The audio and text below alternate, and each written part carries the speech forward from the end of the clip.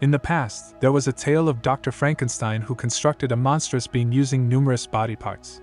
However, the creature was so terrifying that even the doctor was frightened by his own creation.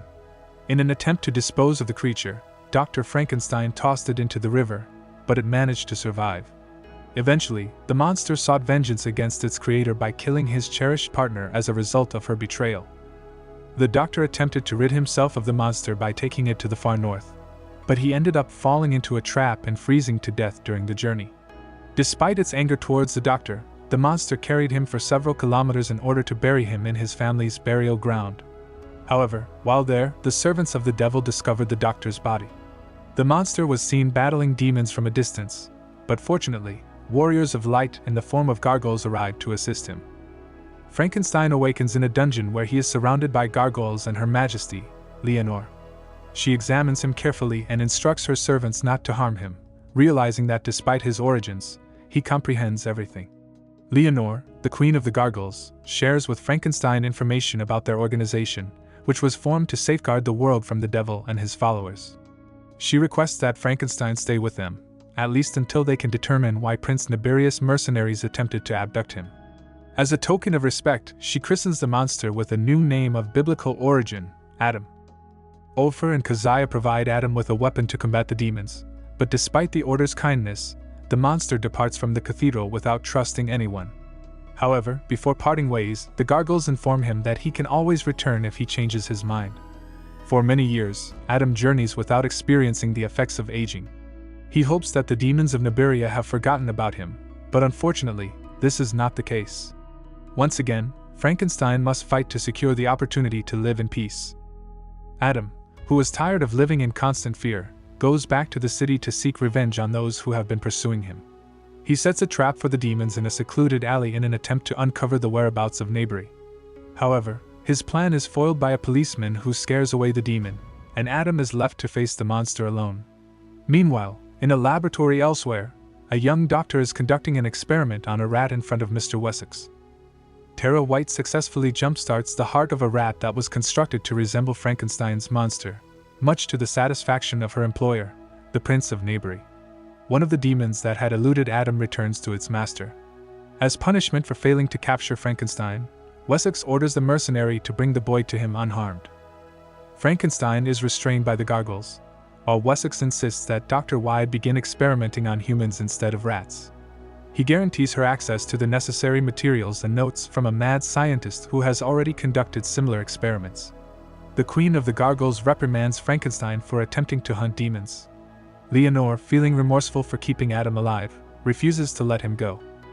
Zuriel informs Nibirius that the gargoyles have concealed Frankenstein, and the prince orders that the monster be retrieved at all costs. A multitude of demons converge near the cathedral, and a conflict ensues between them and the gargoyles. Ofer and Keziah stay behind in the castle to safeguard the final entrance, while Gideon rallies the most formidable defenders to prevent the demons from reaching Frankenstein. Recognizing the gargoyles' dependence on Adam, Ofer releases him from captivity and arms him with a weapon. The battle against the demons proves arduous, resulting in Ofer's demise and Keziah's injury. Keziah, wanting to reunite with her beloved, implores Adam not to save her. Upon capturing one of the demons, Adam discovers that they have abducted Leonore. He contemplates surrendering himself in exchange for her safety. However, Gideon unveils a hidden crypt and procures a book concealed by the queen. The plan is for him to give the records of Dr. Frankenstein to Prince Nibirius in exchange for Leonore. Upon arriving at the designated location, the warrior hands over the diary and takes the queen, flying away. Adam then appears, with the intention of ending the demons once and for all. The monster manages to track down Zuriel and discovers the prince's hideout just as he receives the scholar's private diary. Upon entering, Adam realizes the reason why Nibirius had been hunting him down within the hideout. There are thousands of bodies stored, which the prince intends to use to create an army of monsters infused with the souls of demons. Dr. Wade gets hold of the diary, and the prince hopes that she will use it wisely, proposing that it could be a means of saving humanity. With Adam gone, Leonore commands Gideon to locate the monster and bring him back to the safety of the cathedral. Even after the battle, Leonore believes that it is important to save the creature, who has managed to survive for over 2 centuries. Suddenly, Adam storms into the laboratory, and Tara immediately recognizes him. She hands him the diary, but he is quickly surrounded by Nibirian mercenaries, and the monster is once again prepared to fight. Mr. Wessex appears and assures Adam that nobody in the lab intends to harm him, and they only seek to understand Dr. Frankenstein's research and discover the solutions that will rescue the world. Adam doesn't trust Wessex, and upon seeing his red eyes, he decides to flee the lab by jumping out of the window with the diary. Tara begins to suspect that there may be more to Mr. Wessex's motives than just helping people, and she starts asking him difficult questions. In response, her boss sends her home to rest and stay out of the way. Meanwhile, Adam examines the diary and is horrified by the realization that it was created using the remains of bodies taken from the cemetery. He understands that there is only one person who can help him unravel the mystery: Dr. Wade. Nibirius also sends Zuriel to pursue Dr. Wade. When Frankenstein locates the doctor, he asks her to study the diary to understand how soon Nibirius can create more monsters like him. Adam must reveal the truth about her boss and the gargoyles to Dr. Wade, but Tara remains skeptical until Zuriel reveals his true form before them. Tara observes the two extraordinary beings fighting from a hiding spot, and upon realizing that Frankenstein is losing, she saves him by telling Zuriel that she cannot resurrect the other deceased individuals without his help. Adam was able to defeat the demon due to a temporary break, and Tara took him to his apartment in a remote part of town to keep him safe. While there, Tara treated Adam's wounds and noticed numerous scars on his body. Meanwhile, the monster explained to Tara the plan of Wessex and Nibirius, revealing that they aim to eliminate all the gargoyles and create an army to enslave mankind. Adam dozes off, and while he's sleeping, Tara seizes the opportunity to read through the scientist's journal. Upon waking up, Adam openly confesses to the doctor about how he punished Victor Frankenstein for his deceitfulness, and how challenging it was to endure living among the demons for 2 centuries. Tara speculates on Adam's intentions for coming there. The creator had pledged to make him a partner, but failed to deliver before becoming frozen in the glaciers, and now Adam is requesting that Dr. Wade create one for him. The girl cautions her companion about the peril and urges him to depart from the institute, but unfortunately, the old man is too late, and the demons overhear his conversation with Tara. The doctor rushes to meet his partner, but he's being followed by his tail. The demon sees Tara, realizing that Frankenstein will return for her. The knife that Adam gave to her is left behind on the ground. Meanwhile, Adam arrives at the cathedral and discloses Nibirius' schemes to Leonore while expressing his sympathy towards the doctor. The monster implores the queen to relocate him and the girl from the perilous city, pledging to divulge the location where the prince gathers corpses. Leonore consents to the monster's proposal, assuring him of her protection.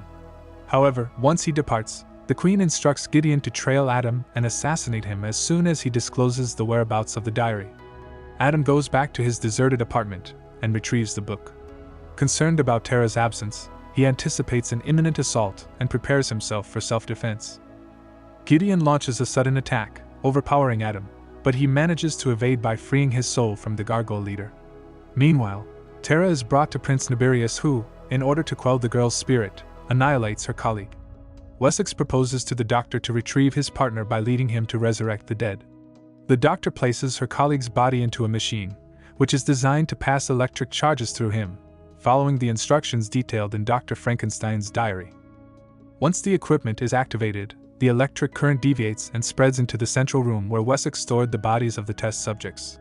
Simultaneously, Adam incinerates the diary, acknowledging that he will never have a companion. He then heads to the cathedral and demonstrates to Leonore that he is prepared to accompany her to Nibirius' hideout. The gargoyles pursue him dramatically, determined to eliminate him, but Adam persists in his quest until Tara is rescued. The demons encounter Frankenstein, and he gets ready to face the entire team alone. However, Leonore realizes where he has led them and commands her army to assist him in the upcoming battle. As the demons clash against the gargoyles, Adam ventures inside the place, and Leonore follows him, determined to put an end to the evil scheme. Adam confronts Nibirius in a fight, and while they engage in combat, Tara endeavors to halt the machine that is reanimating the corpses. While Wessex is momentarily distracted by noticing something, he interrupts the doctor and seizes Adam. Wessex implores Adam to join a demonic army that is about to arise. As the download completes, Leonore observes the demonic souls infusing the specimens with infernal traits. Nibirius marks a star of Satan on the boy's forehead, which is meant to summon the demon spirit within him. As time runs short, the queen commands the warriors to annihilate all in their path. The gargoyles carry the bodies into the depths, but one soul manages to escape and possess Frankenstein's body. Although Wessex believes that he now possesses Adam, the demon's soul fails to take hold because Adam was not just a monster, he possessed a human soul all along. Frankenstein seizes a fragment of the artifact and uses it to eliminate the prince, triggering a massive blast. The structure crumbles and flames surge, blocking any chance for the boy to flee and rescue Tara. Gargoyles hover above the ruins, searching for their queen. Suddenly, they spy Leonore emerging from a vent, clutching Frankenstein and his girlfriend in her powerful grip. The duo discovers themselves in Leonore's cathedral, where she reveals to Adam that he was destined to save the world, and that's why she spared him despite knowing of Gideon's fate. Tara expresses curiosity about the diary, but Frankenstein informs her that he destroyed it because he no longer needed to create a new monster to find his equal.